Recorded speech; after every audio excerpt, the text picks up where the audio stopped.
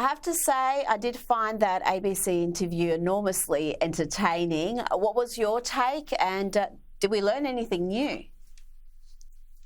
I think it's really interesting. The president, I think, sees his agenda as a very unifying one, which it is. He was elected with a mandate to bring back the glory of American life, American prosperity, the American working class, the dignity of working class Americans. And I think that he still wants that recognition from a mainstream liberal media that is utterly committed to representing him in the worst possible light. And you can see that he just is so confused because he knows that what he's doing is what he was elected to do. And yet he still experiences this constant contempt from the mainstream media. So it was very interesting to see them playing off each other in those designated roles, despite the fact that the country itself is so different.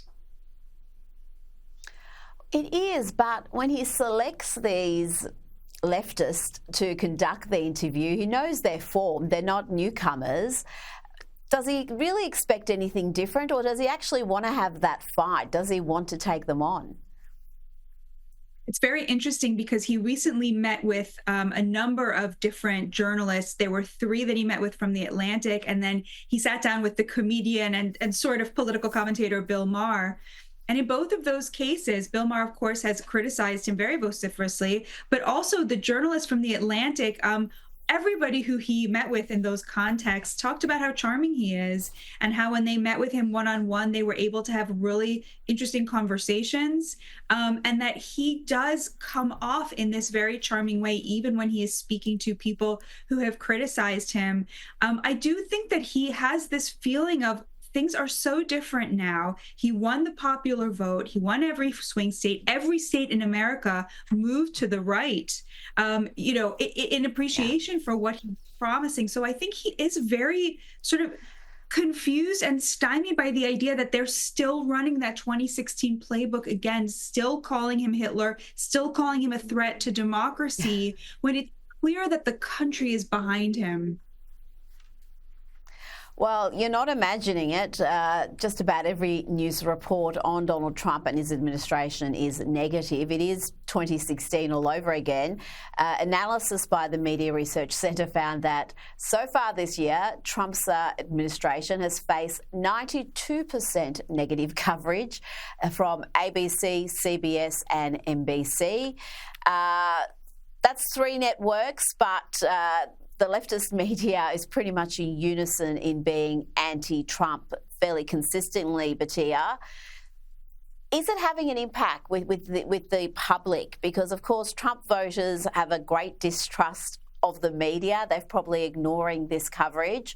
But those swinging voters, surely it has an impact with them.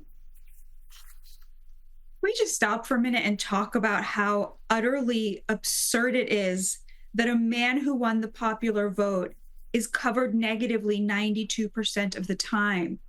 And Rita, it just points out the truth here, which is that it is not just the president that the elites and the media hate. It is the American people, and the American people who want what he is offering. That contempt is not just for him, but for all of the millions of Americans who he represents. It's totally, totally absurd. I do think it is impacting independents. His polls are not great right now. And of course, he started out very unpopular. He's a polarizing figure. We have an enormous class divide. So, the election really was decided based on whether you have a college degree or not. A lot of Americans with a college degree have this very unhealthy obsession with him and hatred of him. So that could be up to 25% of Americans right there. And then you have independents who I think are very upset about the volatility in the market. But of course, we have to go through this period. We have to decouple from China. It is absurd how China has been eating our lunch, buying up our debt. We've basically, mortgaged our children's future out to China in exchange for cheap crap. It was always going to be a period of adjustment when you had somebody who had the courage to actually make that happen. And of course, President Trump is the only person who was willing to do that. But Tia, just on the tariffs, do you think Donald Trump can withstand the pressure? Can he hold the line against China because he's facing enormous criticism? What he's looking to do is going to be a medium long-term plan, and in the short term, there's going to be a great deal of pain. Absolutely.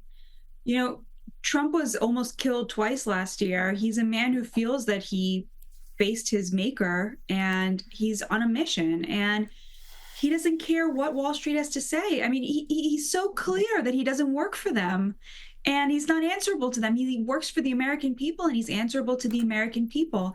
They have a few trade deals that are on the table that are being finalized that they keep saying are going to come out very soon, and I believe them. India, South Korea, Vietnam have been floated. We've already seen India and Vietnam impose tariffs on Chinese steel, which is an enormous, enormous win.